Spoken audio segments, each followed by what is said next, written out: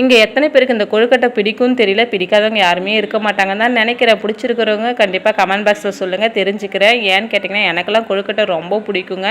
நான்லாம் சின்ன வயசாக இருக்கும்போது இந்த மகா சிவராத்திரி, விநாயகர் சதுர்த்திலாம் எப்போ வருதுன்னு சொல்லி காத்துக்கிட்டு கிடப்போம். டெய்லியும் கேலண்டரில் பார்த்துக்கிட்டே இருப்போம் எப்போ வருதுன்ட்டு. ஏன்னு கேட்டிங்கன்னா இந்த கொழுக்கட்டை சாப்பிட்றதுக்காக தான். 3 வேளையும் மூக்கு பிடிக்க கொழுக்கட்டை கொடுத்தா கூட சாப்பிட்டுடுவோம். அவ்வளோ ஒரு டேஸ்ட்டாக இருக்கும். அது என்னமோ தெரியல, கொழுக்கட்டை செய்கிற அன்றைக்கி முந்தின நாள் காலையில் வச்சு சாப்பிடுங்களா அவ்வளோ ஒரு டேஸ்ட்டாக இருக்கும். காலையில் எழுந்துச்சுன்னு பல்ல விளக்கிக்கின்னு இந்த கொழுக்கட்டைக்கு நான் போட்டி போட்டுக்கிட்டு சாப்பிடுவோம். இன்றைக்கி நான் அந்த கொழுக்கட்டை செய்யறதுக்கு காரணமே என் பிள்ளைங்க தான். அது என்னமோ தெரியல, விநாயகர் சதுர்த்தியும் சரி சிவராத்திரியும் சரி வந்துட்டால் போதும் இவங்களுக்கு கூட சேர்ந்து அந்த இரும்புலும் சேர்ந்து வந்துடுது. அதனாலே சாப்பிடவே முடிய மாட்டேங்குது.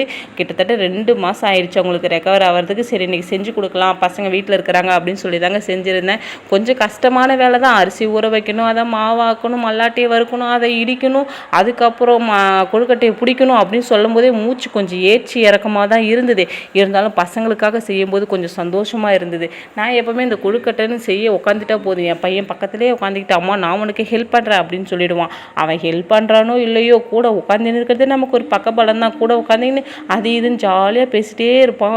அந்த இதிலே நமக்கு வேலை டயர்டே தெரியாது. டப்பு டிப்புன்னு கொழுக்கட்டையை செஞ்சு கொடுத்துட்டேன். 3 பேரும் ஐபிஎல் பார்த்துக்கிட்டே கொழுக்கட்டையை சாப்பிட்டுக்கிட்டாங்க. இந்த கொழுக்கட்டையில் எதனா குத்தம் குறை இருந்தால் மன்னிச்சிடுங்க. அடுத்த டைம் கண்டிப்பாக நான் திருத்திக்கிறேன். எனக்கு தெரிஞ்சதில் ஒரு குறை இருக்குது, என்னன்னு தெரியல.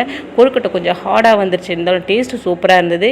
மறக்காமல் சேனலை சப்ஸ்கிரைப் பண்ணிவிட்டு போங்க. நாளைக்கு வீடியோவில் பார்க்கலாம்.